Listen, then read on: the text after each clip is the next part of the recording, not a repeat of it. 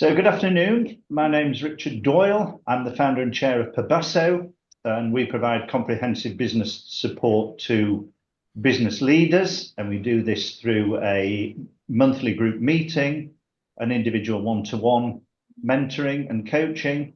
And this is all designed to address the challenges of leading a small to medium enterprise, with the emphasis being on the medium, particularly for us. So I'm chatting today with Stuart Phillips, who's one of the founders of The Private Office, or TPO as it's often known, and the CEO. So firstly, Stuart, thanks for taking part in this case study. Can you tell us what TPO do and why and when you and your colleagues decided to set it up? Yeah, of course. Hi, Richard.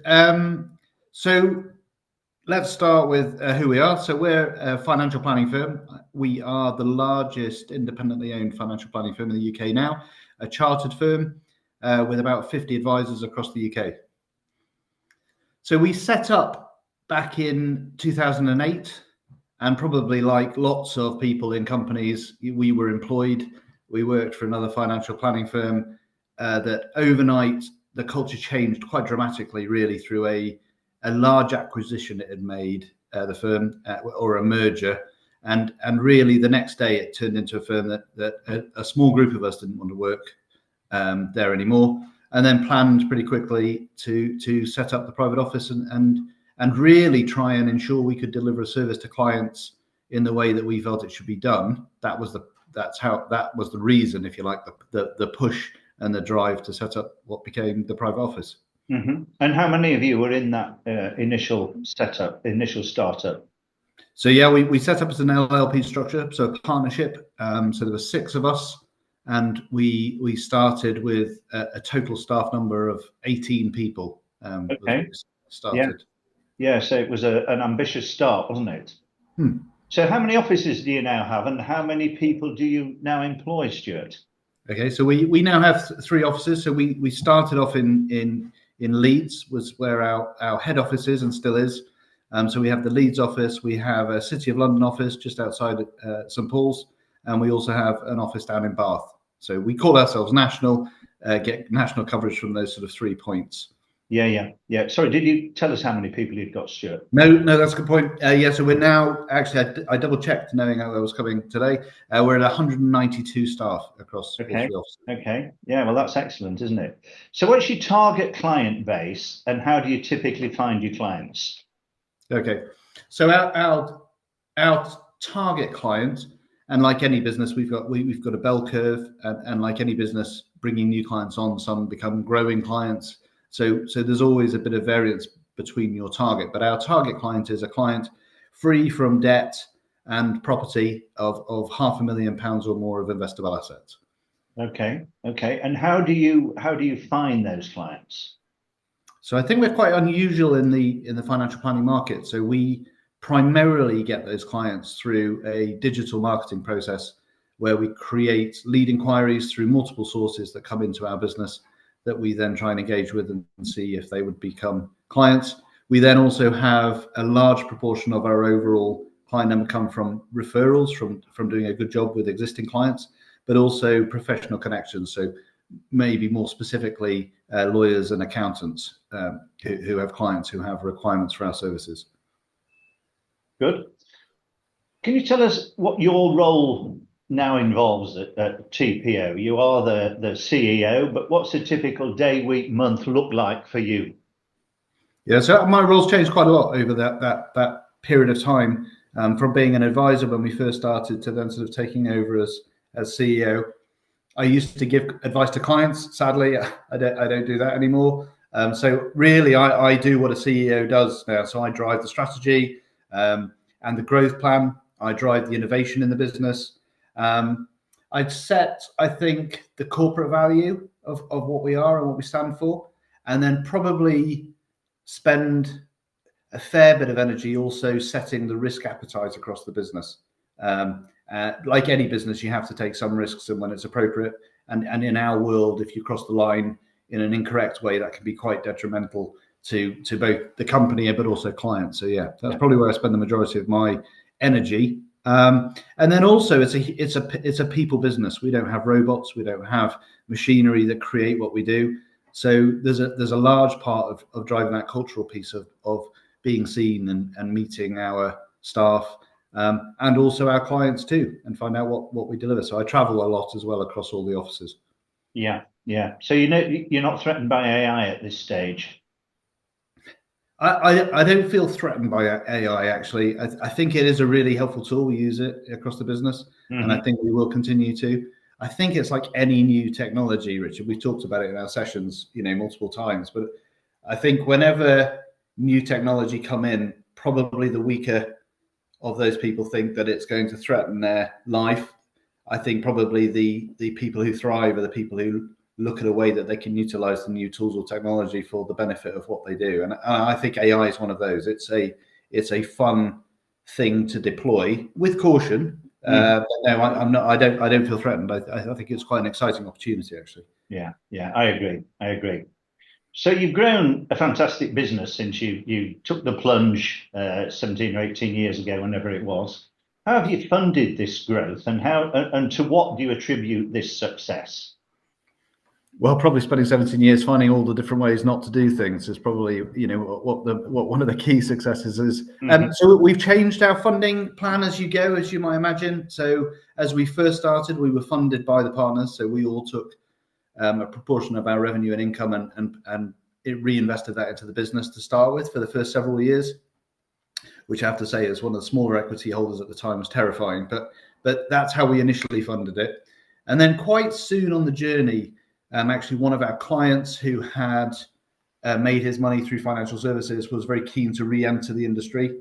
He saw the future of it and was keen in what we were doing and could see a methodology to potentially scale the business. So we took an investor in 2011-12 who became the majority shareholder in our business. So owns 50.1% of the equity. Half of that is actually in an environmental charity, which is quite a fun thing, which I'm one of the trustees of. And then the remaining equity is actually to all staff. So from me in the CEO role all the way to our front of house team, or one of the junior graduate trainees who come into the business. Everybody has equity in the firm. Yeah. So Mike, our shareholder, introduced some money initially.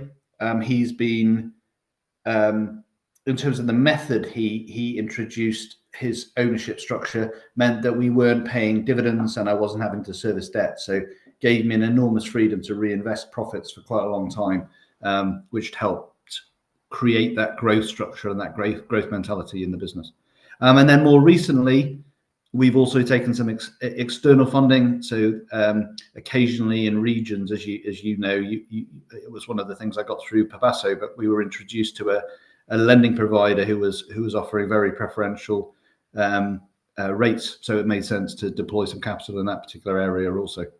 Yeah, good. Are you comfortable sharing any of your high-level numbers with us? Yes, yeah, of course. So as a total business in financial services, you sort of measure them, the stats in different ways. So if I go gross turnover to start with, so our year end was March. So gross turnover last year was £25.5 million. We look after just over 2.5 billion pounds of client money that we charge financial fees on. And profits, I don't mind sharing. So last year, we did 3.65 EBITDA. This year, we'll be running into probably, I'm hoping that we'll breach 30 million pounds turnover, and we will be close, if not just over 6 million pounds of EBITDA. Yeah, very impressive. Very impressive.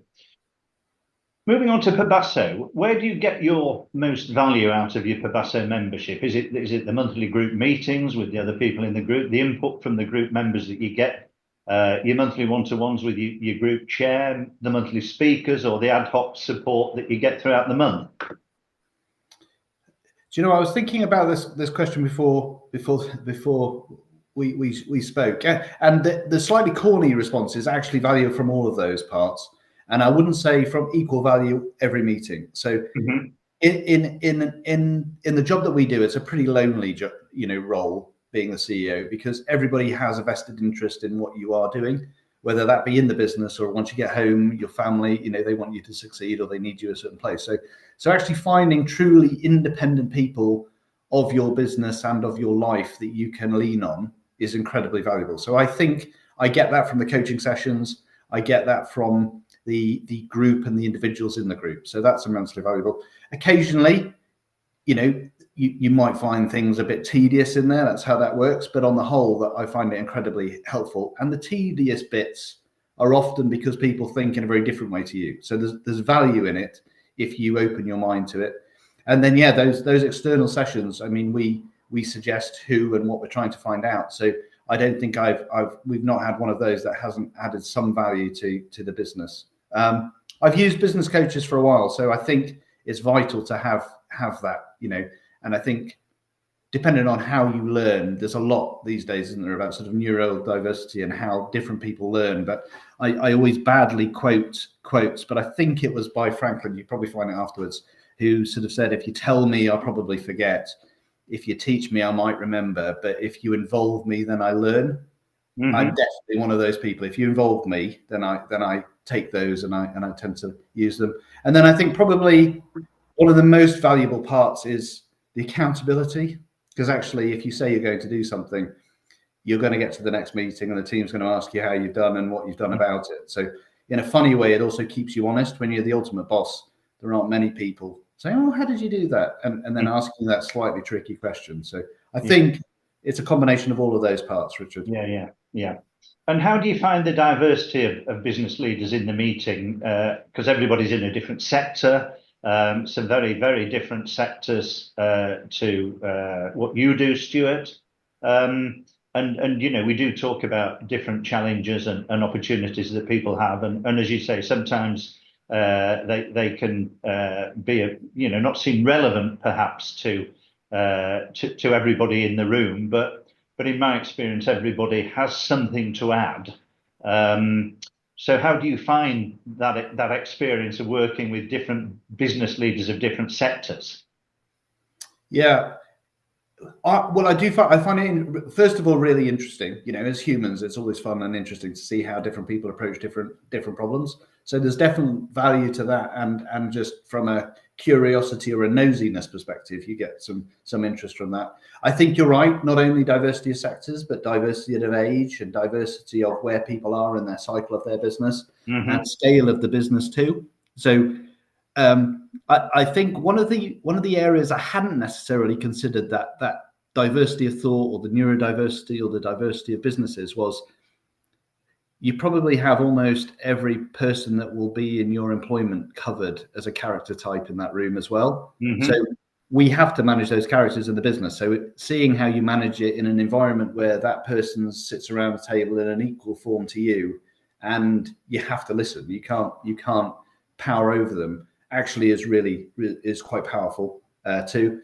And then I think often, as you're talking and helping solve someone's problem in the room, sometimes even if you've not got that problem at the moment, it allows you to sort of articulate it or consider it a bit more carefully if you're having to say it out loud rather than just react to a situation, which I think you can fall foul of in your own business and in your own fiefdom, if you like. Yeah. What advice would you give to somebody who was thinking of joining a Pabasso board? Well, I would say definitely try it, you know, but I would, and I think I'd mentioned this to you or to Carlos. I think the key is to try it for a reasonable period of time.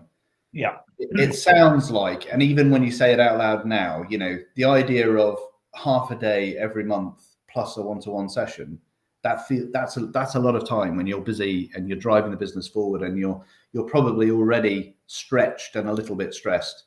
And I think you just have to face into the fact the day before you'll see it in your diary and you'll say, oh, I could really use or score that time. And you force yourself to go because you know it'll be valuable. And then as soon as you've got to the end of the session, you've been very thankful that you've invested the time in doing it. And I think, yeah, so I think that's probably would be my advice. Definitely try it, embrace it fully. but also just give it the time, because the greatest value is now coming from understanding the characters, the types of characters, the businesses within it. And I would say it's becoming exponentially more useful and valuable, rather than get a small amount of value and then step away. And again, a bad, and I think this one might be Gandhi, but it's around the, live like you're going to die tomorrow, but learn like you're going to live forever.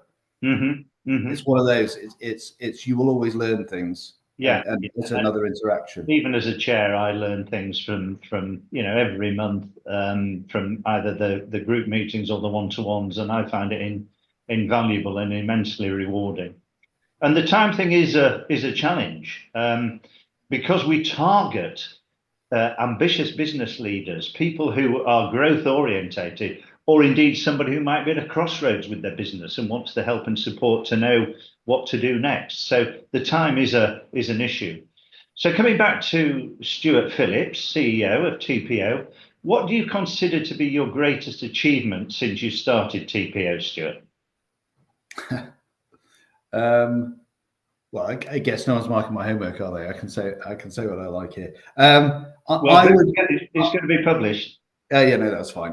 Look, the bit I probably take a lot of personal pride on is we've created a business of young, dynamic, bright, intelligent people who we have invested heavily in and trained. I think actually that's what's driving our culture. It's 1 in 190. It's not me. It's all the people that work with us. I call it a team rather than a family. They've all been chosen. We've not been lumbered with them. But I think also the fact they all have equity. They will all enjoy the capital appreciation of what we are creating and building, and care about what we've got. And then I think, slightly superficially maybe, but I take quite a lot of pride in the fact that we've built a business and a business model that is unique to us. So no one else in our market is growing organically in the way that we are, and no one else is growing their talent organically the way that we are at the scale that we have. So I take quite a lot of pride from being unusual and quirky. You're talking about great leadership, really, Stuart, there, aren't you? You may not want to accept that as an accolade, but it is exactly what you're doing. So finally, I know what you do in your spare time, but what is it that stimulates you when you're away from TPO and you can find time to indulge in your passions? My passion is cycling. I love cycling, road biking specifically, and ideally in some beautiful, quiet places. So yeah, if and when I get a chance, I'm normally either planning a trip or training for a trip. And I think in a busy world, if you're running a business, you'll know and identify the fact that you maybe don't get quite as much time as you would like to spend with your family.